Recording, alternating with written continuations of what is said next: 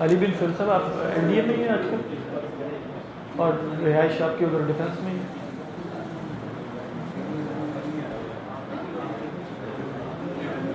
خیریت سے ہیں؟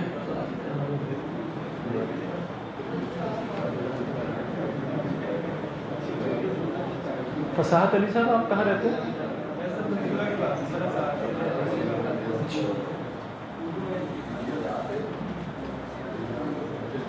تنویر صاحب آپ کی رہائش ادھر جوہر ٹاؤن میں ہی ہے؟ ہاں ملٹی اکاؤنٹس میں آپ سے. اور عاصم نذیر صاحب آپ کی کدھر ہے؟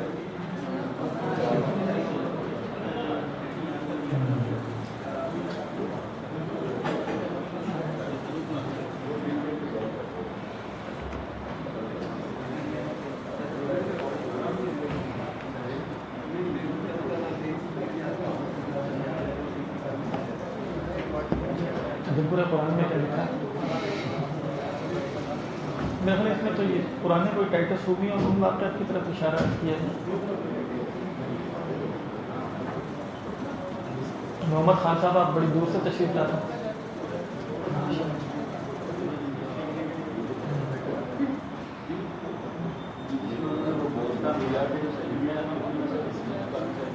جی ہاں پرانے اس کا حوالہ.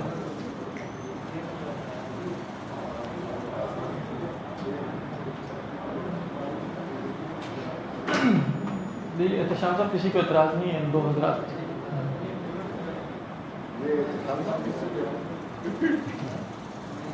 نئے لوگ ہیں وہ اپنا نام درج کرتے ہیں کسی کو وہ جو پہلا کتابچہ چاہیے جی بات ٹھیک کرتے ہیں.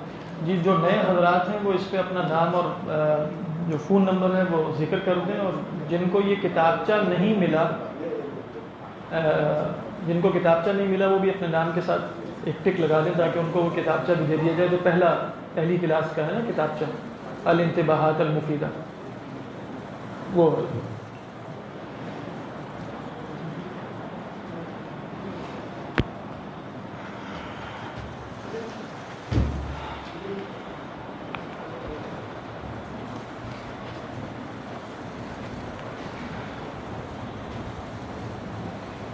اسامہ حسن صاحب آپ کا نام نہیں آپ لکھا ہوا ہے؟ ہاں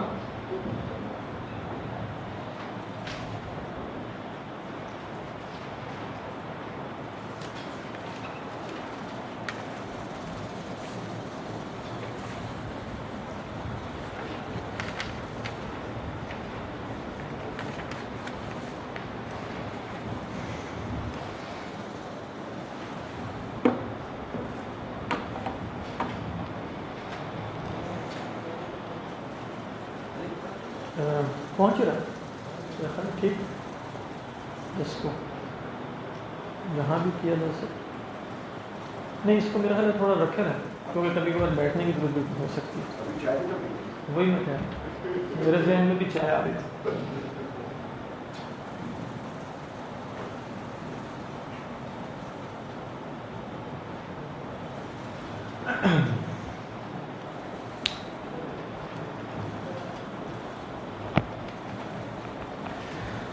بسم اللہ الرحمن الرحیم. اللہم صلی علی سیدنا محمد وعلی آل سیدنا محمد وبارک وسلم آمین. رب اشرح لی صدری ویسر لی امری واحلل عقدۃ من لسانی یفقہوا قولی. حضرات پچھلی نشست میں ہم نے کچھ تمہیدی باتیں عرض کی تھیں اصول الفقہ کے حوالے سے اور ہم نے یہ بات دیکھی تھی کہ یہ اصول الفقہ جو ہے ایک اسم علم ہے فن پر جس فن کا کچھ تعارف انشاءاللہ ہم ان نشستوں میں حاصل کریں گے. لیکن یہ اسم علم بننے سے پہلے مرکب اضافی بھی ہے. تو طریقہ اس کی تعریف کا یہ ہوگا کہ پہلے ہم اس کو کھول لیں اور دیکھیں کہ اصول جو ہے اس کا لغوی معنی کیا ہے اور اصطلاحی معنی کیا ہے. پھر اس کے بعد ہم یہ دیکھیں کہ فقہ کا لغوی معنی کیا ہے اور اصطلاحی معنی کیا ہے. اس کے بعد ہم اس مرکب کی طرف رخ کریں اور پھر یہ دیکھیں کہ اس مرکب کا لغوی معنی کیا بنا اور اس کا اصطلاحی معنی کیا ہے. بات واضح؟ تو اس حوالے سے ہم نے دیکھا تھا کہ جو لفظ اصل ہے اس کا لغوی معنی کیا ہے. کسی صاحب کو اگر یاد ہو تو ہاں یعنی ما یبنا علیہ غیرہ جس پر کسی اور شے کی بنیاد رکھی جائے وہ کیا ہے؟ وہ اصل ہے. وہ کیا ہوتی ہے؟ وہ اصل ہے. اصل کا اصطلاحی معنی بھی عرض کیا تھا، وہ کیا؟ ہاں، اس اصل کا اصطلاحی معنی ہے دلیل. اور دلیل کا کیا معنی ہوتا ہے علی بن سعید صاحب؟ یعنی دلیل کس کو کہتے ہیں؟ اب تو آپ علم الکلام اور مشکل چیزیں پڑھ رہے ہیں تو آپ کو دلیل کا تو پتہ چل گیا ہوگا. دلیل کیا ہے؟ مجہول سے معلوم کی طرف جانا تو میرا فعل ہے. دلیل کیا چیز ہے؟ جو لے کر جائے. ہاں بالکل، بات ٹھیک ہوئی.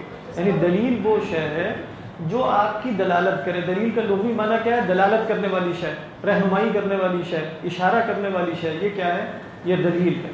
تو دلیل کا مطلب یہ ہے کہ وہ آپ کو کسی ایسی خبر تک لے جائے جو ابھی آپ کو نہیں معلوم تھی. مثال کے طور پہ یہ عالم جو ہے، جس کائنات میں ہم رہتے ہیں، یہ دلیل ہے. کس کی دلیل ہے؟ اللہ سبحانہ و تعالیٰ کے وجود پر دلیل ہے. یعنی اگر کسی کو خدا کے بارے میں علم نہیں ہے کہ خدا ہے یا نہیں، اب اس نے پہنچنا ہے کہ خدا ہے یا نہیں، مجھے معلوم ہو جائے تو وہ عالم پر غور کرے گا، اور عالم پر غور کرنے کے نتیجے میں اس پر یہ بات عیاں ہو جائے گی کہ اس عالم کا کوئی خالق ہوگا. تو عالم کیا ہوا؟ دلیل. اور مدلول اللہ سبحانہ و تعالیٰ کا وجود. بس یہ ذہن میں رکھیے کہ دلیل نہ ہونے سے یہ نہیں ہوتا کہ مدلول کا وجود نہ رہے. یعنی بالفرض اگر عالم نہ ہوتا تو کیا خدا نہ ہوتا؟ نہیں، خدا تو پھر بھی ہوتا. لیکن اگر مدلول نہ ہو تو کوئی دلیل نہیں ہو سکتی. سمجھ میں آ رہی ہے کہ نہیں؟ یعنی اگر کوئی مدلول نہیں ہے تو اس کے وجود پر اگر کوئی دلیل قائم کی جائے گی تو وہ سچی دلیل ہو سکتی ہے؟ نہیں ہو سکتی نا، وہ جھوٹی دلیل ہوگی، کیونکہ مدلول تو ہے ہی ہے. تو دلیل آپ کو لے کر جاتی ہے کس کی طرف؟ مدلول کی طرف. اور مدلول کیا شے ہوتی ہے؟ کوئی خبر. وہ کوئی خبر ہوتی ہے. آپ کہیں خدا کے وجود تک وہ خبر کون؟ خبر یہ خدا موجود ہے. خبر کیا ہے؟ خدا موجود ہے. تو یہ ہم نے دیکھا کہ اصل کا لغوی معنی کیا ہے اور اصل کا اصول، اصل کی جمع ہے. اس کے بعد ہم نے دیکھا کہ فقہ کا لغوی معنی کیا ہے. لغوی معنی کیا ہے فقہ کا؟ فہم. یعنی ہم نے دیکھا یا مطلق فہم ہے، یا فہم دقیق ہے، یا پھر کیا ہے؟ ایک اور بھی بات کی تھی امام راضی علیہ الرحمہ کے حوالے سے، کلام میں متکلم کی غرض جان دینا. پھر کیا ہے؟ ہاں یہ فہم سے ہی تعلق ہے، لیکن ایک خاص قسم کا فہم ہے. وہ خاص قسم کا فہم یہ ہے کہ غرض متکلم، مراد متکلم میں جان لوں، یہ فقہ. بات واضح ہو گئی؟ تو یہ فقہ کا لغوی معنی تھا. اس کے بعد ہم پہنچے تھے جہاں ہم نے بات ختم کی تھی، وہ یہ ہے کہ فقہ کا اصطلاحی معنی کیا ہے. بات واضح ہو رہی ہے کہ نہیں؟ میں نے ذکر کیا تھا وہ کیا ہے؟ کیا دیکھیں تعریف لکھی گئی تھی پچھلی دفعہ. یہ تو لیکن اس کے بارے میں ہم نے کیا کہا تھا؟ من العمل الاجتہاد، یعنی معرفت الاحکام الشرعیہ التي طریقها الاجتہاد. یا اس کی ایک اور تعریف کیا ہے؟ یہ ہے ابن حاجب، یہ جو تعریف ابھی آپ نے کی ہے یہ ہے امام الحرمین کی، ابو المعالی. امام شافعی علیہ الرحمہ کی ایک مشہور تفسیر ہے جو آپ کو ہر کتاب میں ملے گی، اور وہ ان کی کتاب الرسالہ اور الام سے ہے. وہ کیا ہے؟ العلم بالاحکام الشرعیہ. ٹھیک ہے، اس کو میں صرف کھولوں گا تاکہ ہمیں پتہ چل جائے کہ فقہ اور اصول فقہ میں فرق کیا ہے. وہ اس تعریف سے پتہ چلے گا انشاءاللہ. العلم بالاحکام الشرعیہ المکتسب. یہ ہے المکتسب، اگر کسی کو سمجھ نہیں آ رہا. المکتسبہ ہونا چاہیے کہ مکتسب؟ کوئی صاحب عربی دان بتائیں.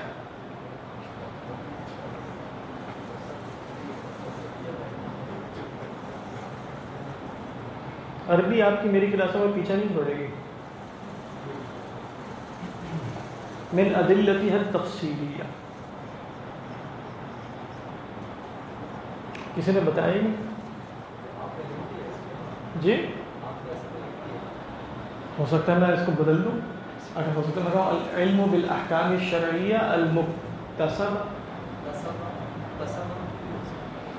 اگر آپ بتا رہے ہیں کہ وہ بھی ہو سکتا ہے یہ بھی ہو سکتا ہے تو مجھے اس کی وجہ آپ کو بتانی پڑے گی نا، وہ کیوں ہو سکتا ہے اور یہ کیوں ہو سکتا ہے،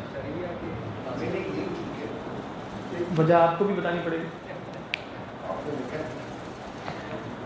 دیکھیے اگر آپ کہیں گے نا العلم بالاحکام الشرعیہ المکتسبہ، تو پھر آپ نے المکتسبہ صفت بنا دی الاحکام الشرعیہ کی، لیکن امام شافعی علیہ الرحمہ نے المکتسبہ نہیں لکھا، عموماً المکتسبہ لکھا جاتا ہے، انہوں نے کہا العلم بالاحکام الشرعیہ المکتسب، المکتسب نہیں المکتسب، ٹھیک ہے، من ادلتها التفصیلیہ۔ اب یہ کس کی صفت بنی؟ علم کی، یعنی العلم بالاحکام الشرعیہ، وہ علم آپ کو کہاں سے حاصل ہوتا ہے؟ تفصیلی ادلہ سے، اور یہ بات بڑی دقیق سی ہے، فرق اس میں کیا ہے؟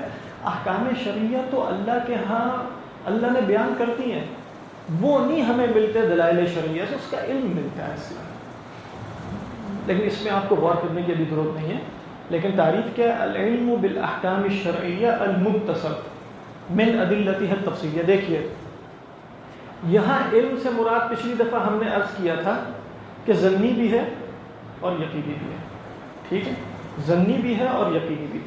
احکام شرعیہ، سوری ایک قید رہ گئی، وہ میں ابھی لکھ دیتا ہوں، ایک اہم قید تفصیل اس میں رہ گئی، الشرعیہ، یہاں بیچ میں یہ بھی لکھ لیجئے گا، العملیہ، العلم بالاحکام الشرعیہ العملیہ المکتسب من ادلتها التفصیلیہ۔ دیکھیے حکم شرعی کس کو کہتے ہیں؟ پچھلی دفعہ بھی عرض کیا تھا، احکام شرعیہ کیا ہے؟ اللہ سبحانہ و تعالیٰ کا خطاب جس کے نتیجے میں کوئی شے واجب ہوتی ہے، مستحب ہوتی ہے، فرض ہوتی ہے، حرام ہوتی ہے، مکروہ ہوتی ہے، احکام شرعیہ خمسہ ہے نا، تو ان کا حکم، ان کا علم حاصل کرنا، لیکن حکم شرعی تو یہ بھی ہے مثلا کہ اللہ سبحانہ و تعالیٰ کی توحید کو ماننا فرض ہے، یہ حکم شرعی ہے کہ نہیں ہے؟ کیا ہم فقہ میں ان احکام شرعیہ کا بیان بھی کرتے ہیں یا ان کا موضوع اب کچھ اور ہے؟ وہ علم کلام ہے، علم کلام میں ہم عقائد نقل کرتے ہیں، وہ فقہ اکبر ہے۔ امام ابو حنیفہ علیہ الرحمہ کی تعریف میں فقہ اکبر کیا ہے؟ عقیدہ، اور فقہ اصغر کیا ہے؟ یہ والی فقہ جو ہم پڑھنے جا رہے ہیں۔ تو جب انہوں نے کہا تھا معرفت النفس ما لها وما علیہا، تو اس میں فقہ اکبر بھی شامل تھی اور فقہ اصغر بھی شامل تھی، لیکن اس وقت ہمارا موضوع جو ہے وہ فقہ اکبر نہیں ہے بلکہ فقہ اصغر ہے، جس کو آج اصطلاح میں فقہ کہتے ہیں، ہم فقہ کہتے ہیں، ویسے اس کی صحیح جو تلفظ ہے وہ فقہ ہے، لیکن ٹھیک ہے فقہ بھی، جیسے ہم کہتے ہیں سورۃ الفتح، حالانکہ سورۃ الفتح نہیں ہے، سورۃ الفتح، ہم کہتے ہیں سورہ نصر، سورہ نصر نہیں ہے بلکہ سورۃ نصر اس کے ساتھ، تو یہاں بھی فقہ ہے۔ سلف جب فقہ کا لفظ بولتے تھے تو کیا وہ یہ تعریف لیتے تھے؟ بالکل ابتدا میں نہیں، وہ یہ تعریف نہیں لیتے تھے، بلکہ فقہ سے مراد اوور آل دین میں ایک انڈرسٹینڈنگ ہے جس میں عقائد بھی شامل ہے، اعمال بھی، اور جس میں تصوف بھی شامل ہے۔ وہ فقہ جو ہے وہ ایک بڑے مفہوم میں لیا کرتے تھے، ان کے ہاں فقہ ایک محدود مفہوم میں استعمال نہیں ہوتا تھا، لیکن ہم اب اصطلاح کی بات کر رہے ہیں جو بعد میں مدور ہو گئی ہے۔ العملیہ، تو یہاں سے ہم نے کیا نکال دیا؟ کیا کون سے عقائد نکال دیا؟ حکم شرعی میں ہم نے بہت سی چیزیں نکالی ہیں، وہ آپ کی سمجھ میں آ رہی ہوں گی، وہ کیا نکالا ہے؟ لیکن حکم کئی دفعہ عقلی بھی ہوتا ہے نا، 1 + 1 برابر ہے 2 کے، یہ حکم کون سا ہے؟ یہ حکم عقلی ہے۔ آگ جلاتی ہے، یہ بھی حکم ہے، یہ کون سا حکم ہے؟ عقلی نہیں ہے، حسی، یعنی آگ جلاتی ہے، یہ حکم آپ نے دیکھا تو پتہ چل گیا آپ کو کہ آگ جلاتی ہے، حکم حسی ہے، ٹھیک ہے۔ حکم کس کو کہتے ہیں؟ حکم کہتے ہیں 2 چیزوں میں نسبت یا عدم نسبت کو جان لینا۔ مثال کے طور پہ ایک ہے آگ، ایک ہے جلانا، یہ 2 الگ الگ چیزیں ہیں۔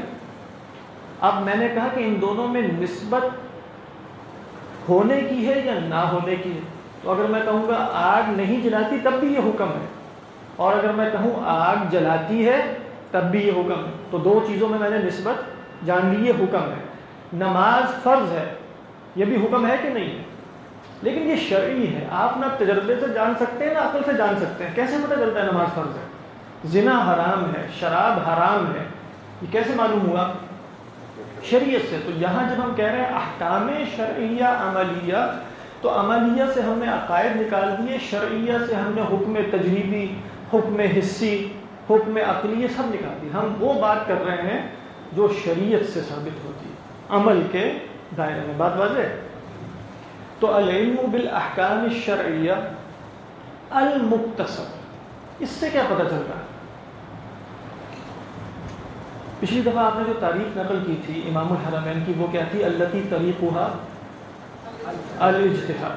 تو پتہ چلا جو چیزیں بغیر اجتہاد کے معلوم ہو جائیں ان کو جاننا اصطلاح میں فقہ نہیں کہلاتا.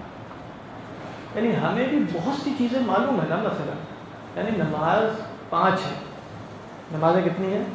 5 ہیں فرض. اب یہ ہمیں معلوم ہے، لیکن کیا اس کے لیے کوئی اجتہاد کرنا پڑا ہے یا تواتر سے اجماع سے یہ شے نقل ہو رہی ہے؟ تواتر سے اجماع سے. تو ان چیزوں کو جاننا فقہ نہیں کہلائے گا. فقہ کیا ہے؟ جس میں اجتہاد کرنا پڑے، جس میں اکتساب کرنا پڑے، جس میں استنباط کرنا پڑے، جس میں نظر و فکر کے گھوڑے جو ہیں وہ دوڑانے پڑے.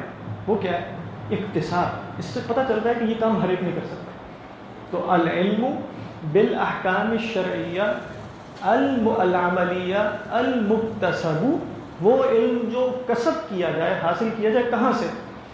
من ادلتها التفصیلیہ. یہاں سے اب ہمیں انشاءاللہ فرق معلوم ہوگا جب ہم اگلی تعریف پہ جائیں گے کہ اصول فقہ اور فقہ میں کیا فرق ہے. یہاں تک آپ نے ویسے لکھ لیا نا، کیونکہ آگے اب یہ ادلہ تفصیلیہ اور اجمالیہ کا بیان ہے کہ دلیل تفصیلی کیا ہوتی ہے اور دلیل اجمالی کیا ہے. جی جی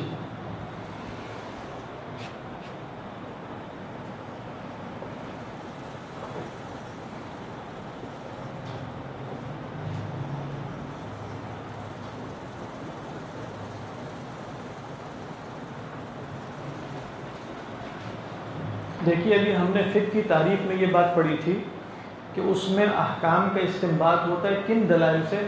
ادلہ اجمالیہ سے یا ادلہ تفصیلیہ سے؟ تفصیلیہ سے. تو اس کا مطلب یہ ہوا کہ دلیل 2 قسم کی ہے. دلیل کتنے قسم کی ہے؟ دلیل 2 قسم کی ہے. ایک تفصیلی ہے، ایک کیا ہے؟ اجمالی ہے. دیکھیے دلیل تفصیلی ذرا پہلے سمجھ لیجئے اور انشاءاللہ کانسیپٹ کلیئر ہو جائے گا تو بات واضح ہو جائے گی. تفصیل سے آپ کو سمجھ میں آ رہا ہے کہ اس میں تفصیل ہوتی ہے. دیکھیے دلیل تفصیلی کا تعلق ہوتا ہے کسی حکم شرعی سے. مثال کے طور پر میں آپ سے کہوں گا نماز فرض ہے، اس کی دلیل کیا ہے؟ آپ مجھے کیا بتائیں گے؟ اگر آپ نے مجھے یہ بتایا کہ اس کی دلیل قرآن ہے تو پھر یہ دلیل اجمالی ہے. لیکن ابھی میں عرض کرتا ہوں کیسے.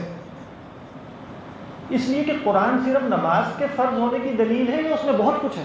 اس میں زنا بھی حرام ہے، اس میں بہت کچھ ہے. کتنے احکام شرعی ہیں، وہ کیا صرف نماز کے فرض ہونے پر دلیل ہے؟ بات واضح ہو رہی ہے کہ نہیں؟ آپ مجھے وہ دلیل دیں جس سے پتہ چلے کہ نماز فرض ہے. آپ کہیں گے کتاب میں آیت آئی ہے اقیموا الصلاۃ. کتاب میں کون سی آیت ہے؟ اقیموا الصلاۃ. تو میں کہوں گا اقیموا الصلاۃ یہ دلیل تفصیلی ہے، کیونکہ اس سے ایک اقیموا الصلاۃ، اس سے ایک حکم جزئی حکم شرعی معلوم ہوا ہے. وہ کیا ہے؟ نماز فرض ہے. آپ سے کہا جائے مثلا کہ عقاب کے حرام ہونے کی دلیل کیا ہے؟ آپ مجھے بتائیے دلیل اجمالی اور تفصیلی دونوں. حسیب صاحب عقاب کے حرام ہونے کی کیا دلیل کیا ہے؟ عقاب حرام. تفصیلی بے شک نہ بتائیے لیکن وہ میں بتا دوں گا. اجمالی کیا ہے؟ نہیں، آپ اس میں کہیں گے کہ عقاب کی دلیل اجمالی سنت ہے، کیونکہ اس کا حکم سنت میں ہے کہ ہر وہ پرندہ ذی مخلب من الطیر جو اپنے ان سے پنجوں سے پکڑ کے گوشت کھائے وہ حرام ہے. اچھا، آپ کہیں گے سنت اس کی دلیل ہے، تو یہ دلیل تفصیلی ہوئی کہ اجمالی؟ اجمالی، کیونکہ سنت میں صرف اس کی حکمت تو نہیں ہے، سنت میں کتنے احکام اور بھی ہیں. اچھا، آپ اگر میں وہ حدیث کوٹ کر دوں کہ جس میں آیا ہے کہ ایسے جانور حرام ہیں، میں کہوں کہ اللہ کے رسول صلی اللہ علیہ وسلم نے فرمایا کہ کل ذی ناب من السباع و کل ذی مخلب من الطیر، یہ حرام ہے. تو اب یہ دلیل کون سی ہو گئی؟ تفصیلی ہو گئی. نہیں، بات سمجھ میں آ رہی ہے کہ نہیں؟ مثال کے طور پر میں کہوں آج کل جدید قسم کی کوئی شراب ہو جو کھجور یا انگور سے نہ بنی ہو، اس کی حرمت کی دلیل کیا ہے؟ دلیل اجمالی قرآن حکیم میں تو شراب ہے، سنت بھی کہہ سکتے ہیں، لیکن میں قیاس پہ جانا چاہتا ہوں. ٹھیک ہے، قیاس یعنی ہمیں کہا گیا، حدیث میں آیا کہ شراب، قرآن میں آیا شراب حرام ہے. ہم نے کہا کہ شراب کی حرمت کی علت کیا ہے؟ اس کا نشہ آور ہونا. تو ہم نے کہا ہر نشہ آور شے حرام ہوگی. تو گویا یہ جو جدید نشہ آور مشروبات ہیں ان کی حرمت کی دلیل اجمالی کیا ہوئی؟ قیاس. لیکن دلیل تفصیلی کیا ہوئی؟ وہ قیاس کر کے دکھایا آپ. ٹھیک ہے، کیونکہ قیاس سے تو بڑے احکام ثابت ہوتے ہیں، صرف یہ حکم تو نہیں ثابت ہوتا. آپ بتائیں کہ دیکھو دلیل یہ ہے، اللہ نے فرمایا شراب حرام ہے اور اس کی حرمت کی ہم نے مجتہدین نے، یعنی ہم نے نہیں، مجتہدین نے علت جو اخذ کی وہ نشہ ہے اور اس میں بھی نشہ پایا جاتا ہے، لہذا یہ بھی حرام ہے. تو اب یہ دلیل کون سی ہو گئی؟ تفصیلی. اس سے آپ کے ذہن میں کیا خلاصہ آ رہا ہے؟ دیکھیں، دلیل تفصیلی کا تعلق کسی ایک حکم شرعی سے ہوگا. دلیل تفصیلی کا تعلق کسی ایک حکم شرعی سے ہے. دلیل اجمالی کا تعلق اس کے تحت بہت سے احکام شرعیہ ہو سکتے ہیں. یعنی دلیل تفصیلی آپ کو دلیل اجمالی آپ کو استنباط میں مدد دیتی ہے. کیسے؟ آپ کو یہ پتہ چل گیا نا کہ سنت حجت ہے، حدیث حجت ہے. یہ کیا دلیل ہے؟ دلیل اجمالی. آپ کو یہ پتہ چل گیا قیاس حجت ہے. یہ کیا ہے؟ دلیل اجمالی. آپ کو پتہ چلا کتاب جو ہے وہ حجت ہے، کتاب اللہ، یعنی یہ کیا ہے؟ دلیل اجمالی. آپ کو یہ پتہ چل گیا کہ امر جو ہے، مثلا ابھی تک ہم یہ امر یعنی حکم دینا، الامر یقتضی الوجوب، امر سے وجوب ثابت ہوتا ہے. امر سے کیا ثابت ہوتا ہے؟ وجوب. یہ کیا ہے؟ یہ دلیل تفصیلی ہے؟ نہیں، کیونکہ اس میں کسی خاص امر کا تو بیان نہیں ہے نا. جتنے بھی امر ہوں گے ان سے وجوب ثابت ہوگا. آپ کہیں گے اقیم الصلاۃ، اچھا اقیم الصلاۃ فعل امر ہے، فعل امر تو وجوب پر دلیل ہوتا ہے. اچھا، تو اقیم الصلاۃ سے پتہ چلا کہ نماز فرض ہے. تو آپ نے کس سے فائدہ اٹھایا اس حکم کے استنباط میں؟ دلیل اجمالی سے. ذرا غور کیجیے گا دوبارہ ایک منٹ. دلیل اجمالی سے کیسے کہ اقیم الصلاۃ تو دلیل تفصیلی ہے، لیکن آپ کو کیسے پتہ چلے گا کہ اقیم الصلاۃ سے فرض ثابت ہو رہا ہے کہ استحباب ثابت ہو رہا ہے؟ کیسے پتہ چلے گا؟ اب کون سے قواعد آپ کی مدد کریں گے استنباط میں؟ وہ قواعد کیا ہوں گے؟ ادلہ اجمالیہ. اب دلیل اجمالی مثلا ایک کیا ہے کہ بھائی امر جو ہے، صیغہ امر، وہ وجوب پر، واجب ہونے پر دلالت کرتا ہے. تو آپ نے جب یہاں دیکھا کہ دلیل تفصیلی میں اقیم الصلاۃ کا لفظ آیا ہے اور آپ جاننا چاہتے ہیں کہ خدا کی مراد کیا ہے، تو ہم نے یہی دیکھا تھا نا کہ اصول فقہ آپ کی مدد کریں گے کہ لفظ سے آپ نے خدا کی مراد تک کیسے پہنچنا ہے. سمجھ آ رہی؟ تو آپ نے کہا اچھا اقیم لغت کے اعتبار سے فعل امر ہے، یہ تو ہو گیا. اور دلیل اجمالی کیا ہے؟ فعل امر وجوب پر دلیل ہوتا ہے. تو آپ نے کیا استنباط کیا کہ اس کا مطلب یہ ہے کہ نماز استنباط ہے. یہ ٹھیک ہے، سمجھ میں آ رہا ہے کہ یہ اقتصاد ہے. اقیم الصلاۃ تو دلیل تفصیلی اس حکم، کسی ایک حکم شرعی پر دلیل ہے. اچھا، اس دلیل تفصیلی سے اس حکم کا اخذ کرنا جن دلائل سے ہوتا ہے وہ کون سے دلائل ہیں؟ اجمالی. اس کی مثالیں جیسے ابھی ہم دیکھ لیتے ہیں، 2-4 لکھ کے کہ آپ کہیں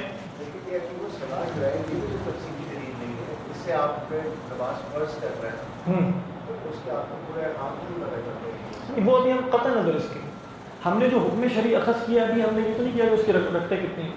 حکم شرعی ہم نے کتنا اخذ کرنا ہے، بس فرض ہے کہ واجب، وہ تو پتہ چل رہا، وہ تو پتہ چل رہا. دیکھیں اب میں کہہ رہا ہوں الکتاب حجہ، السنت حجۃ دلیل ہے. اسی طرح آپ لکھیں قیاس دلیل ہے، اسی طرح آپ لکھیں اجماع دلیل ہے. یہ سب کیا ہو گئے؟ کتاب، سنت، اجماع، قیاس، ادلہ اجمالی کی تفصیلی اجمالی. اس کے بعد مثلا آپ کہتے ہیں الامر یدل علی الوجوب. آپ نے فرق کیسے کرنا ہے؟ صرف غور سے دیکھیں جس حکم کی دلالت کسی ایک، جس قاعدے کی دلالت، جس دلیل کی دلالت کسی ایک حکم شرعی پر نہ ہو رہی ہو وہ دلیل اجمالی ہوگی۔ جب آپ نے کہا الامر یدل علی الوجوب، تو وہ امر زکوٰۃ کا بھی ہو سکتا ہے، نماز کا بھی ہو سکتا ہے، صدقہ کسی کا بھی ہو سکتا ہے، تو یہ دلیل کیا ہے؟ اجمالی۔ یا میں لکھوں کہ النہی مثلا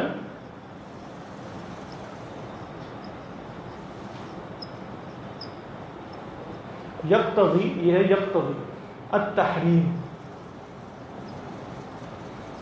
نہیں کا تقاضا کسی شے سے اگر روک دیا جائے تو وہ اس کا تقاضا حرمت ہوتی ہے، یعنی نہیں سے حرمت ثابت ہوتی ہے۔ یہ کون سی دلیل ہے؟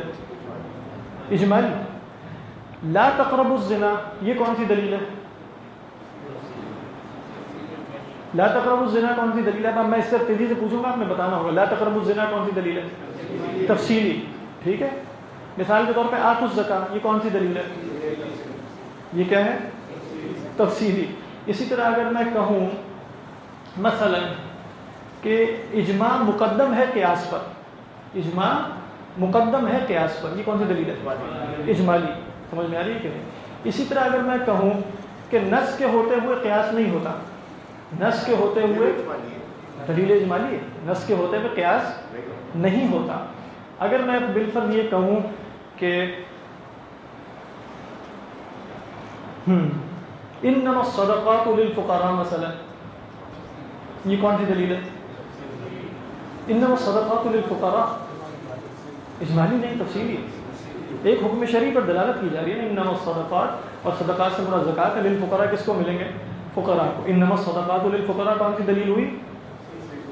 اسی طرح بھی آپ پڑھیں گے کہ لفظ کی بہت سی قسمیں ہوتی ہیں۔ مثلا میں کہوں لفظ کی دو قسمیں، ظاہر اور نص۔ مثلا میں کہوں نص کو مقدم کیا جاتا ہے ظاہر پہ۔ ابھی آپ قطع نظر اس کے کہ آپ کو پتہ چلے کہ نص کیا ہے ظاہر کیا ہے، لیکن اسٹرکچر سے آپ کو پتہ چل جانا چاہیے آپ کی یہ دلیل تفصیلی ہے کہ اجمالی۔ نص کو ظاہر پر مقدم کیا جائے گا، کیا دلیل ہے؟ اجمالی۔ ہاں سب کو پتہ چلے گا، دلیل اجمالی۔ اسی طرح اگر میں یہ کہوں کہ تعارض کی صورت میں، کنٹراڈکشن کی صورت میں جو ہمارے ذہن میں ہوتا ہے، احادیث اور قرآن میں ویسے تو تعارض کوئی نہیں ہے، لیکن پڑھنے والے کے ذہن میں کئی دفعہ ہو جاتا ہے۔ مثال کے طور پہ اگر تعارض ہو جائے، تعارض یعنی کنٹراڈکشن، تو قرآن کو حدیث پر مقدم کیا جائے گا۔ یہ دلیل کون سی ہے؟ دلیل اجمالی ہے، دلیل اجمالی۔ بالکل بات واضح ہو گئی۔ دلیل تفصیلی کا تعلق کیا ہے؟ کسی حکم یعنی کسی شرعی حکم سے، کسی جزئیے سے، جزوی بات سے۔ اور دلیل تفصیلی کیا ہے؟ ان قواعد اور ادلہ کہ جن سے آپ دلیل تفصیلی سے حکم کے استنباط میں مدد حاصل کرتے ہیں۔ یعنی آپ نے دلیل تفصیلی سے حکم کا استنباط کرنا ہے نا، کچھ قواعد ہونے چاہیے آپ کے پاس کہ نہیں ہونے چاہیے؟ کیسے استنباط کریں گے؟ اگر آپ کو یہ نہیں پتہ لا تقربوا الزنا میں کہ نہیں جو ہے اس سے حرمت ثابت ہوتی ہے، تو آپ کیسے کہیں گے لا تقربوا الزنا جو ہے وہ حرمت پر دلیل ہے؟ آپ کہیں گے لا تقربوا الزنا دلیل تفصیلی ہے۔ اب اس سے حرمت کا استنباط کیسے ہوگا؟ آپ ایک دلیل اجمالی لائیں گے، وہ کیا ہے؟ النہی یقتضی التحریم۔ آپ کہیں گے النہی یقتضی التحریم، تو ثابت کیا ہوا؟ زنا کیا ہے؟ حرام ہے۔ بات بات آپ کہیں مثلا کہ قرآن مجید کی جو آیت ہے کہ وَاجْتَنِبُوهُ، جو آیت شراب کے بارے میں، جس سے کچھ لوگوں نے کہا کہ وہ حرام ہے، آپ کہیں وَاجْتَنِبُوهُ لَعَلَّكُمْ تُفْلِحُونَ، آپ کہیں کہ یہ آیت شراب کی حرمت پر دلیل ہے، ٹھیک ہے؟ تو اب آپ مجھے ذرا اس کا اسٹرکچر بنا کے دکھائیں وَاجْتَنِبُوهُ سے کہ یہ دلیل تفصیلی کیسے ہے اور کون سی دلیل اجمالی اس میں آپ کی مدد کرے گی؟ یعنی وَاجْتَنِبُوهُ لَعَلَّكُمْ تُفْلِحُونَ، فعل کون سا ہے؟ ہاں فعل امر، اجتناب کرنا فعل امر ہے۔ اچھا اب آپ لائیں، یہ تو ہو گیا، اب آپ دلیل اجمالی لائیں۔ الامر یدل علی الوجوب، بات واضح۔ تو گویا شراب سے اجتناب واجب، یعنی شراب سے اجتناب کیا ہے؟ واجب ہے۔ تو جو بھی دلیل تفصیلی جس کے ذریعے آپ حکم اخذ کرتے ہیں اس میں لازماً آپ کے ذہن میں آئے یا نہ آئے، ایک دلیل اجمالی آپ کی مدد کرے گی۔ ایک بھی ہو سکتی ہے، 10 بھی ہو سکتی ہے، ٹھیک ہے؟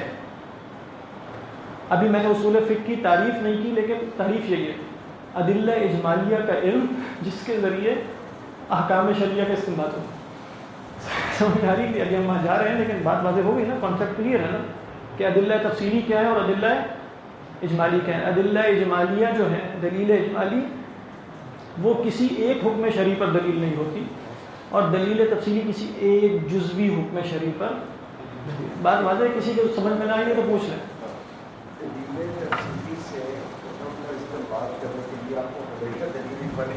یقیناً ہو ہی نہیں سکتا. اور یہی یہاں سے آپ کو کچھ سمجھ میں آنا شروع ہو گئی ہوگی کہ اصول اور قواعد کے علم کے بغیر تو قرآن و حدیث سے استنباط ہو ہی نہیں سکتا. جب کوئی کہہ رہا ہوتا ہے نا قرآن سے بھائی پوچھا جائے گا کیسے استنباط ہوا ہے، یعنی ممکن ہی نہیں ہے کہ آپ قواعد کے بغیر اصول کے بغیر یہ دعویٰ کریں کہ میں نے استنباط کر لیا. ممکن نہیں، ممکن. وہ پھر ہوائے نفس ہے، وہ کیا ہے، وہ شہوت ہے، وہ اپنے زمانے کے ٹرینڈز ہیں، وہ کسی کا خناس ہے، کچھ بھی ہو سکتا ہے. جب تک آپ صحیح طریقہ فالو نہیں کرتے، میں نے شروع میں بھی آپ کو بتایا تھا علم اصول فقہ مانند کس کے ہے؟ علم لغت اور منطق کے. لغت کے قواعد کے مطابق آپ بولیں گے تو بات بنے گی نا، مگر نہ کسی کی سمجھ میں کچھ نہیں آئے گی. ایسے ہی بولنا شروع کر دیں آپ تو قواعد کے بغیر کچھ سمجھ نہیں آئے گی. علم منطق کیا ہے؟ آپ غور و فکر کرنا شروع کر دیں، بنیاد کچھ نہ ہو تو پھر آپ کیا بنیں گے؟ آپ جدید مفکر بن جائیں گے. جدید مفکر کا مطلب یہ ہے کہ اس کے نیچے کوئی بنیاد ہے کوئی نہیں، غور و فکر کرنے کی عادت ہے. غور و فکر تو ہر شخص کرتا ہے، یعنی کہتے ہیں یہ مفکر ہے. آپ میں سے کوئی ایسا ہے جو مفکر نہیں ہو نہیں سکتا کہ آپ میں سے کوئی کیسے؟ آپ تو شکل سے بھی کافی بڑے مفکر لگ رہے ہیں. آپ بھی مفکر ہیں. ہاں ویسے آپ ڈاکٹر ہیں لیکن پھر بھی آپ مفکر ہیں، پھر بھی مفکر ہیں. خیر کیا بات ہو رہی تھی کہ علم منطق جو ہے وہ مثلا آپ کو بتائے گا کہ آپ نے غور و فکر کیسے کرنا. اسی طریقے پر علم اصول فقہ آپ کو کیا بتائے گا؟ قرآن و حدیث سے استنباط کیسے کرنا. اچھا، قرآن و حدیث سے استنباط شدہ احکام کو آپ جان لیں گے تو یہ فقہ ہے. قرآن و حدیث سے استنباط کرنے کے قواعد اور ادلہ اجمالیہ کو جان لیں گے تو آپ اصول فقہ کے ماہر ہوں گے. مثلا اس کا امکان کوئی نہیں ہے ہم لوگوں کے لیے، اگرچہ امکان تو ہے، اللہ نے چاہا تو، لیکن فی الحال نظر نہیں آ رہا. انشاءاللہ مستقبل میں ہوگا. کیونکہ لیکن اس کو سمجھ تو آ گئی نا بات. آپ کو کیا سمجھ میں آئی؟ کوئی صاحب بتائیں کہ فقہ کیا تھی؟ العلم بالاحکام الشرعیہ العملیہ المکتسب من ادلتها التفصیلیہ. وہاں ایک لفظ آیا تھا ادلہ تفصیلی کا. تو فقہ وہ ہوتی ہے کہ جس کا موضوع ادلہ تفصیلیہ ہوتے ہیں. اقیموا الصلاۃ، لا تقربوا الزنا، آتوا الزکاۃ. اصول فقہ کا موضوع ادلہ تفصیلیہ نہیں ہے. اصول فقہ کا موضوع کیا ہے؟ ادلہ اجمالیہ. وہ اتنی سی بات. اصول فقہ کا موضوع کیا ہے؟ ادلہ تفصیلیہ نہیں ہے. ادلہ تفصیلیہ سے کون بحث کرتا ہے؟ فقیہ کرے گا نا. لا تقرب. اصولی جو ہے اصول فقہ میں ہم ادلہ تفصیلیہ سے بحث نہیں کرتے بلکہ کس سے بحث کرتے ہیں؟ ادلہ. اس میں اگر ادلہ تفصیلیہ آتے ہیں تو مثال کے طور پہ آتے ہیں، اصل موضوع اس کا وہ نہیں ہے. ادلہ اجمالیہ ہے، اور ادلہ اجمالیہ کی جیسے میں نے مختلف مثالیں آپ کو دی بھی ہیں. الامر يدل على الوجوب، النهي يقتضي التحریم، النص مقدم على الظاہر، لا قیاس مع النص، لا قیاس فی مورد النص، الکتاب حجۃ، السنۃ حجۃ، القیاس حجۃ، الاجماع حجۃ. سمجھ آ رہی؟ قول النبی صلی اللہ علیہ وسلم حجۃ، فعل النبی حجۃ. اب فعل میں کسی ایک فعل کی بات ہو رہی ہے، تمام افعال کی بات ہو رہی ہے. تقریرات النبی صلی اللہ علیہ وسلم حجۃ. اللہ کے نبی صلی اللہ علیہ وسلم کی جو تقریرات ہیں وہ حجت ہیں. تقریرات تو بہت سی، ہم نے قاعدہ بیان کر دیا کہ اللہ کے نبی صلی اللہ علیہ وسلم کی جو تقریرات ہیں وہ حجت ہیں. اب اس کے تحت بہت سے احکام شرعیہ مستنبط ہوں گے. وہ کس کا کام ہے؟ فقیہ کا. وہ اصولی کا کام نہیں ہے. تو جو میں نے شروع میں بات کی تھی، اگر وہ آپ کے ذہن میں ہو کہ قرآن و حدیث الفاظ کی صورت میں ہے، الفاظ سے خدا کی مراد کیسے جانیں؟ اب اقیم الصلاۃ سے ہمیں خدا کی مراد معلوم ہو گئی کہ نہیں؟ یقیناً معلوم ہو گئی ہے کہ اللہ تعالیٰ نے اقیم الصلاۃ سے مراد یہ لی ہے کہ نماز قائم کرو، بمعنی یہ کہ نماز تم پر فرض کی گئی. یہ خدا کی مراد ہے، اور اللہ نے دین اسی لیے اتارا ہے کہ خدا کی مراد معلوم ہو. تو خدا کی مراد معلوم ہو گئی نا. کیسے معلوم ہوئی؟ انہی قواعد. ابھی ہم یہ دیکھیں گے. آپ کہیں قواعد تم نے خود گھڑ لی ہیں، یہ قواعد کہاں سے آ گئے؟ ٹھیک ہے، ہو سکتا ہے کوئی شخص یہ کہے، تو یہ بھی ہم مختصراً دیکھیں گے کہ یہ قواعد کہاں سے آ گئے۔ فقیہ کا کام کیا ہوتا ہے؟ آپ کہتے ہیں صرف ادلہ تفصیلیات۔ ہاں، فقیہ کا کام کیا ہے؟ اس نے حکم شرعی جاننا ہے۔ ابھی ہم نے پڑھا تھا نا کہ فقہ کیا ہے؟ معرفت یا العلم بالاحکام الشرعیہ العملیہ۔ فقیہ آپ کو بتائے گا کہ سود، یہ والی کیفیت جو تم نے اس کے سامنے رکھی ہے، یہ سود ہے کہ نہیں، یہ ٹرانزیکشن یہ والی جائز ہے یا جائز نہیں ہے۔ وہ احکام کا استنباط کرے گا اگر، تو پھر اس کے لیے ضروری ہے کہ وہ اصول فقہ جانتا ہو، لیکن اس کا مقصد اصلاً حکم شرعی جاننا ہے۔ یہاں ہمارا مقصد ابھی حکم شرعی جاننا نہیں ہے، بلکہ یہ جاننا ہے کہ حکم شرعی جاننے کا طریقہ کیا ہوتا ہے۔ بات سمجھ میں آ رہی ہے کہ نہیں؟ اصول فقہ، بالکل یہ اصول فقہ ہے۔ اصول فقہ میں ہم یہ جانتے ہیں کہ جاننا کیسے ہے۔ اچھا جملہ نا، جانتے یہ ہیں کہ جاننا کیسے ہے، کیونکہ ہو سکتا ہے کہ جاننے کو سب درپے ہو لیکن جاننے کا طریقہ نہ معلوم ہے۔ جاننے کا طریقہ اصول فقہ ہے۔ اس کے بعد کیا کیا چیزیں جاننی ہیں، وہ احکام شرعیہ ہیں۔ اس کا تعلق کس سے؟ کس سے اس کا تعلق؟ فقہ سے۔ اس کا تعلق جو ہے وہ فقہ سے۔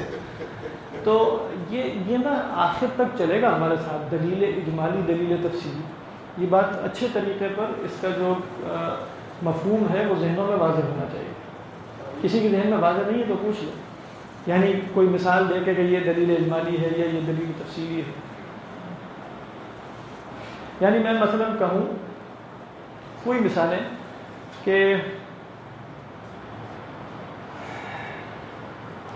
مثلا ہے، ہاں میوزک کے بارے میں کیا بتاؤں؟ ہاں مثلا میوزک کے بارے میں موسیقی کی حرمت سنت سے ثابت ہے۔ یہ کون سی دلیل دی ہے؟ ہاں، دلیل اجمالی۔ اور اگر میں یہ کہوں کہ موسیقی کی حرمت اس حدیث سے ثابت ہے کہ نبی اکرم صلی اللہ علیہ وسلم نے فرمایا لَيَكُونُنَّ مِنْ أُمَّتِي أَقْوَامٌ يَسْتَحِلُّونَ الْحِرَّ وَالْحَرِيرَ وَالْخَمْرَ وَالْمَعَازِفَ۔ میری امت میں کچھ لوگ ایسے ہوں گے جو شراب، ریشم اور کیا فرمایا؟ یستحلون الحر والخمر، اور شراب اور والمعازف، اور گانے بجانے کے آلات حلال کر لیں گے۔ اب یہ کون سی دلیل ہے؟ یہ تفصیلی ہے، کیونکہ اس میں خاص حرمت معازف، خاص حرمت خمر اور فلاں فلاں شے کا بیان ہے، تو یہ دلیل تفصیلی ہوگی۔ اور وہ کہ سنت سے ثابت ہے۔ اچھا، پھر اس میں ایک اور دلیل تفصیلی آپ کیسے لائیں گے؟ مثلاً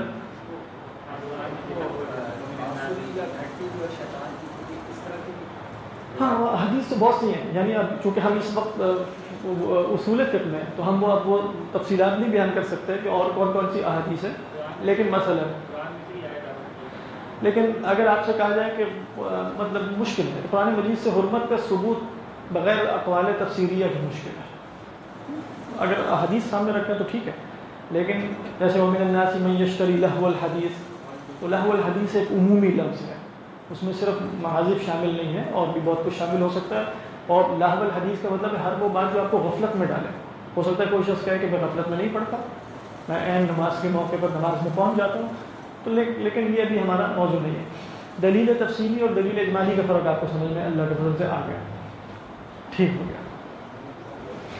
اب ہم پہنچ جاتے ہیں اصول فقہ کی تعریف پر، اور اصول فقہ کی تعریف ہم آلریڈی کر چکے ہیں، لیکن اب آپ کے لیے صرف وہ ایک تذکیر ہوگی۔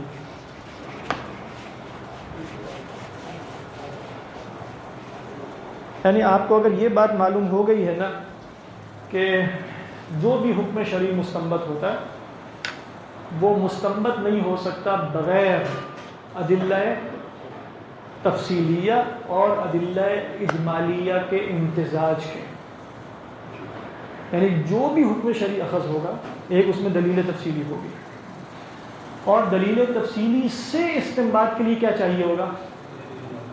دلیل اجمالی چاہیے ہوگی۔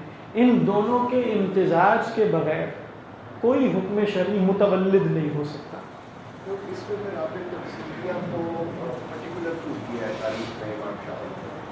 اس لیے کہ وہ انہوں نے اصول فقہ کی تعریف نہیں بتائی، وہ خالی فقہ کی تعریف بتائی۔ جی، ہم نے فقہ کی تعریف لکھی تھی، العلم، ہاں وہ اصول فقہ، اب اصول فقہ تو اب ہم جا رہے ہیں، ابھی تک اصول فقہ کی تعریف نہیں لکھی۔ کون سی؟ ہاں ہاں بالکل آپ صحیح کہہ رہے ہیں. کیسے استنباط ہوا؟ اس میں جو کہ استحلال کا لفظ ہے، یعنی جب اللہ کے رسول صلی اللہ علیہ وسلم نے فرمائے میری امت میں سے کچھ لوگ حلال قرار دیں گے، آپ کہیں گے حلال قرار دیں گے، اس کا مطلب ہے کہ یہ چیزیں حلال ہیں کہ نہیں؟ کیا پتہ چلا اس سے؟ اس لفظ سے کیا پتہ چل رہا ہے؟ وہ حلال نہیں ہوگی. اور اس میں جو چیزیں آ رہی ہیں کچھ ایسی ہیں جن کی حرمت متفق علیہ ہے، جیسے خمر، ایسا ہی ہے نا؟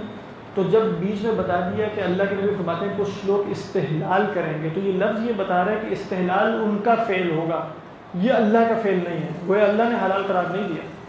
تو استحلال کے لفظ سے آپ استنباط کریں گے. تاکہ جن لوگوں نے اس حدیث کا سے وہ کیا وہ اور دلیل ہے ان کی. وہ دلیل یہ ہے، خیر چھوڑو کیا دلیل بتانے کی کیا ضرورت ہے، ہو سکتا ہے کوئی سادی سی دلیل سے جو ہے وہ فائدہ اٹھانا شروع کرے. ہاں دلیل تفصیلی ہو جائے گی، وہ ہمارے کام میں دلیل تفصیلیہ ہے ہی نہیں، ہمارا کام تو دلائل اجمالیہ ہے. ٹھیک ہے، تو اب اصول فقہ کی تعریف کیا ہے؟ تو کام ہی نہیں کرے گی نا جب تک آپ کو دلیل تفصیلی ہے.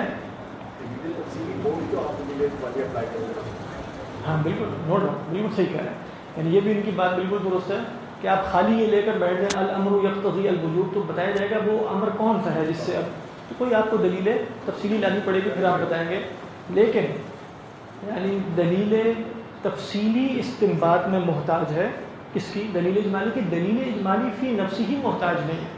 آپ کو صرف یہ بھی پتہ چل جائے نا کہ امر وجوب پر دلالت کرتا ہے، یہ فی نفسی ہی کافی ہے، یہ فی نفسی ہی کافی بات ہے. دلیل اجمالی میں. لیکن اگر آپ کہیں گے نا، میں مثال کے طور پہ آپ کہیں اجماع حجت ہے، اور آپ کہیں حضرت عیسیٰ علیہ السلام کا نزول اجماع سے ثابت ہے، اجماع سے ثابت ہے، تو اس میں آپ کیا بتا رہے ہیں؟ یہ دلیل تفصیلی ہے کہ دلیل اجمالی؟ حضرت عیسیٰ علیہ السلام کا نزول ثانی اجماع سے، اگرچہ یہ حکم شرعی نہیں ہے لیکن صرف مثال کے طور پر ہے. ہاں تفصیلی کیوں؟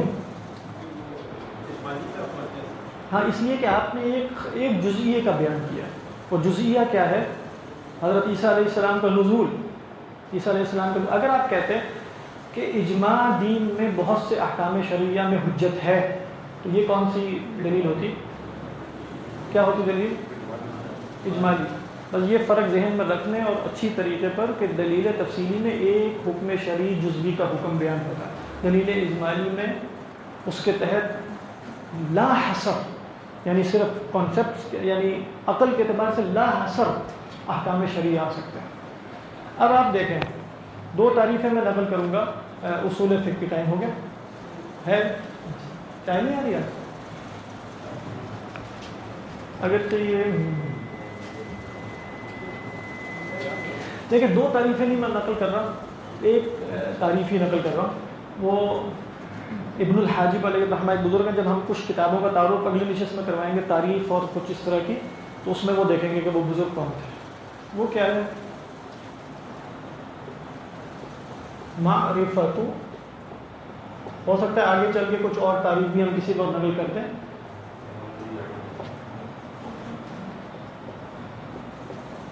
معرفت دلائل الفقہ،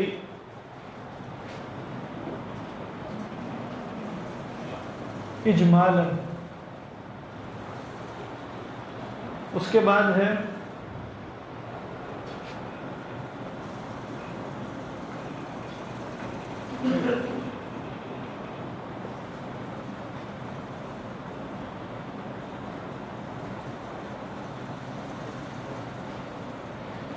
وکیفیت الاستفادۃ منہا. اور آخری چیز کیا ہے اس میں؟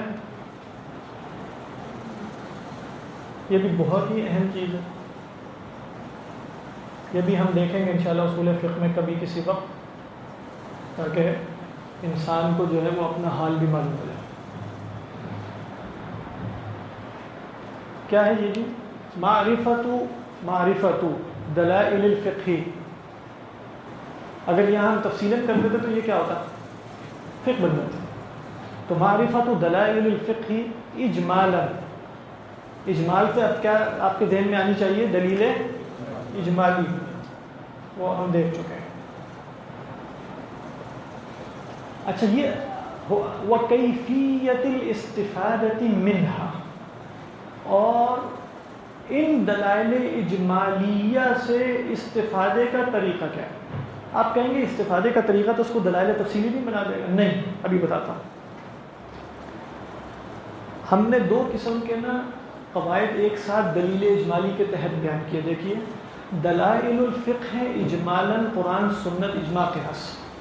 قرآن سنت اجماع قیاس، اور اس کے بعد جو مختلفی اور بھی ہے کافی، استحسان ہے، استصحاب ہے، مسائل مرسلہ ہیں، فلاں فلاں. لیکن دلائل الفقہ کیا ہے؟ اجمالاً قرآن سنت اجماع قیاس. وَكَيْفِيَّةِ الْإِسْتِفَادَةِ مِنْهَا، ان سے استفادے کی کیفیت، اور کیفیت سے یہاں کیا مراد ہے؟ طریقہ. وہ کیا ہے؟ اس میں کون سے دلائل آتے ہیں؟ مثلا جو ابھی ہم بیان کریں گے، اور الامر یدل علی الوجوب، یہ اسی قرآن سے استفادے کا طریقہ ہے نا، کہ قرآن میں اگر امر آئے گا تو اس کا کیا مطلب ہوگا، قرآن میں نہیں آئے گا تو اس کا کیا مطلب ہوگا، لفظ محکم ہوگا یا مفسر ہوگا یا نص ہوگا یا وغیرہ وغیرہ. لیکن آپ صرف اتنا بھی یاد رکھیں کہ دلائل الفقہ اجمالاً اور کیفیت میں بھی قواعد ہی شامل ہیں. وہ لغت کے بھی ہوں گے، وہ قواعد جو ہیں وہ قواعد شرعیہ بھی ہیں، لغویہ بھی. یہ ہم پڑھیں گے انشاءاللہ. یہی قواعد پڑھنے ہیں ہمیں اصول فقہ میں. قواعد شرعیہ بھی ہیں اور اللغویہ بھی ہے. تو پہلی بات کیا ہے کہ دلائل الفقہ اجمالاً معلوم ہو جائے، ان سے استفادے کا طریقہ کیا ہے، اور استفادہ کرنے والا کون ہوتا ہے، اس کی شروط کیا ہے. حال المستفید کا مطلب کیا ہے؟ کیا مطلب ہے اس کا؟ کہ جو مستفید یعنی مجتہد ہے، جو استنباط کرے گا، اس کا کیا حال ہوتا ہے، اس کی شروط کیا ہے. مجتہد کون ہوتا ہے، کن علوم کی اسے حاجت ہے، کیا شروط اس میں ہو جائیں تو وہ مجتہد قرار پائے گا، وگرنہ وہ مجتہد نہیں ہے، کچھ اور ہے. تو تین چیزیں ہو گئیں کہ دلائل الفقہ کو جان لیں اجمالاً، اس سے استنباط کا طریقہ. استنباط کا طریقہ دلیل تفصیلی ہے فراست. ہاں، کیوں؟ اس لیے کہ جتنے بھی طریقے آپ بولیں اس کا تعلق کسی ایک حکم شرعی سے نہیں ہوگا. آپ کہیں کہ جیسے ہم نے مثال دی ہے الامر یدل علی الوجوب، یہ طریقہ استنباط کا، لیکن اس کا تعلق کسی ایک جزوی سے ہے نہیں. تو یہ بھی دلائل اجمالیہ میں شامل ہے. تو اس کو ویسے ہم قواعد کہتے ہیں. یہ قواعد ہے. تو کچھ لوگوں نے یہ بھی کہا کہ معرفت دلائل الفقہ اجمالاً ومعرفت القواعد التي بها يتوصل الى استنباط الفقہ، جس کے ذریعے فقہ کو مستنبط کیا جاتا ہے. تو یہ تین چیزیں. چوتھی شے اس میں ایک اور شامل کی جاتی ہے، اگرچہ وہ اصول فقہ کے موضوعات میں نہیں ہے لیکن وہ بھی اہم موضوع ہے، اور عموماً علماء اسے اصول الفقہ کی کتاب ہی میں داخل کرتے ہیں. وہ ہے کہ اگر مستفید تو ہے مجتہد. مجتہد تو ہوتے ہیں بڑے تھوڑے سے، اگرچہ آج کل بہت زیادہ ہیں لیکن ویسے تھوڑے سے. کل ایک جگہ بات ہو رہی تھی تو ہم نے کہا کہ اس وقت امت کو جو ہے وہ عروج پہ ہونا چاہیے اللہ کے فضل سے. جتنے مجتہدین اس دور میں پائے جاتے ہیں اس میں تو کسی دور میں نہیں تھے.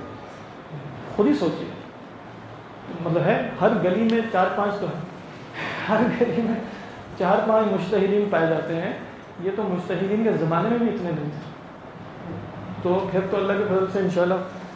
لیکن بہرحال یہ ایک ہنسانے اور رلانے والی بات ہے کہ اتنے مجتہدین کی کثرت ہو چکی ہے. تو چوتھی چیز ہے وحال المقلد، کہ سب اگر مستفید نہیں ہے تو پھر جو استنباط نہیں کر سکتا وہ بیچارہ کیا کرے، جیسے ہم کہتے ہیں. سمجھ میں آ رہی ہے کہ نہیں؟ یہ بھی ایک چوتھا موضوع، اگرچہ یہ اصول فقہ میں شامل نہیں ہے. اصلاً تو یہ بھی اصول فقہ میں شامل نہیں ہے. اصول فقہ میں صرف یہ دو چیزیں، موضوع میں صرف یہ دو چیزیں. کون سی؟ دلائل الفقہ اجمالاً و کیفیت الاستفادہ. لیکن حال المستفید اور حال المقلد یہ ضروری ہے کہ بیان کیا جائے. بات سمجھ میں آ رہی ہے کہ نہیں؟ اصول فقہ کی تعریف واضح ہوگی، اور اصول فقہ اور فقہ میں فرق سمجھ میں آ گیا، اور ادلہ اجمالیہ اور ادلہ تفصیلیہ میں فرق سمجھ میں آ گیا. اگر ان تین چیزوں کا جواب ہاں میں ہے تو پھر کلاس کا اختتام ہوگا، اور اگر نہ میں ہے تو پھر ہم جاری رکھتے ہیں.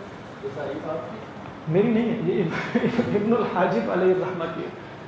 ابن الحاجب کی ایک کتاب ہے المختصر. وہ المختصر کس کا ہے وہ ہم انشاءاللہ اگلی نشست میں دیکھیں گے. ابن کو تو آتے ہوں گے، حاجب، حا الف جیم با. بھائی کوئی سوال ہے تو پوچھ لیں. اس دفعہ مطلب وہ چائے کے بجائے جوس آیا، یہ کسی صاحب نے اسپانسر کیا ہے. اچھا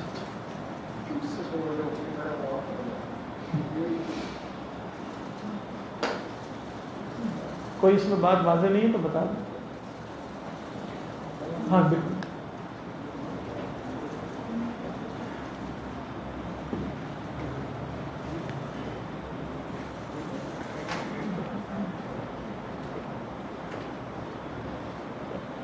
اصل میں یہ چند چیزیں اگر ذہن میں کلیئر ہو جائیں تو مطلب یہ ایک بنیادی شے ہے جو معلوم ہونا ضروری ہے. فقہ اور اصول فقہ میں فرق کیا ہے، اور فقیہ کا کیا کام کیا ہے، اصولی کا کام کیا ہے، ادلہ اجمالیہ کیا ہوتے ہیں، ادلہ تفصیلیہ کیا ہوتے ہیں. اگر یہ باتیں آپ کو سمجھ میں آ گئی ہیں انشاءاللہ، اور ویسے فوری آ جاتی ہیں، ان کو بعد میں جا کے تھوڑا ریکال کر لیجئے گا ذرا دیکھ کے، تو پھر اس سے جو ہے وہ یعنی اگلی نشست میں آنے سے پہلے ان کو حاضر کر لیں، تاکہ پھر ہم انشاءاللہ اب ہمارا کام کیا ہوگا میں آپ کو بتا دیتا ہوں. اگلی نشست میں ہم کچھ یہ دیکھیں گے کہ اصول فقہ کی تاریخ کیا ہے اور کہاں سے یہ آ گیا. کیونکہ ہو سکتا ہے کوئی کہے کہ یہ مین میڈ ہے، تو تم ان کو اپلائی کر رہے ہو اور کیسے، اس کی دلیل کیا ہے تمہارے پاس، کیا الامر یدل علی الوجوب مثلا. تو اس کی مختصر تاریخ اور چند بڑی بڑی کتابوں کے نام عرض کروں گا، اور اس کے بعد ہم فوراً ادلہ اجمالیہ پہ چلے جائیں گے. اور ادلہ اجمالیہ میں سب سے پہلے کیا شے ہے، القرآن الکریم، القرآن الکریم. تو قرآن کریم سے ہم بات شروع کریں گے، اور پھر ہم دیکھیں گے کہ قرآن مجید کی نصوص کو ہم 20 حصوں میں تقسیم کریں گے، اور انشاءاللہ ہر ایک کی ایک مختصراً وضاحت ہوگی. تو یہ ترتیب ہے ہماری. اگلی دفعہ کچھ تاریخ پر بات ہے، اور اس کے بعد ہم ادلہ اجمالیہ جب ہم نے کہا نا، تو ہم اسی ترتیب سے جائیں گے کہ ہم سب سے پہلے ادلہ اجمالیہ میں جائیں گے، اور ساتھ ساتھ قواعد کا بیان کریں گے، اور آخر میں انشاءاللہ مجتہد کون ہوتا ہے اور مقلد کون ہوتا ہے. مطلب یہ پورے اصول فقہ کے مباحث بس یہ ہے. ابھی ہم انشاءاللہ اختصار سے گزریں گے، آگے انشاءاللہ موقع ملا تو پھر اس کے بعد مزید تفصیل میں بھی جائیں گے. لیکن اس سے کم از کم یہ کہ آپ کے ذہن میں ایک تصور امید ہے کہ آ گیا ہوگا کہ اصول فقہ کیا ہے، اور اصول فقہ کیا کرتی ہے، اور اصول فقہ کا مقصد کیا ہے. اصول فقہ گویا اللہ کی مراد کو جاننے کے دلائل اور قواعد کا نام. اللہ کی مراد کو جاننے کے قواعد اور دلائل کا نام ہے. اللہ کی مراد معلوم ہو جائے استنباط کے ذریعے تو اب وہ فقہ بن جاتی ہے، یعنی عملی مراد، احکام شرعیہ عملیہ. تو یہ خلاصہ ہے کہ انشاءاللہ اگلی نشست میں آگے چلیں گے اللہ نے چاہا تو.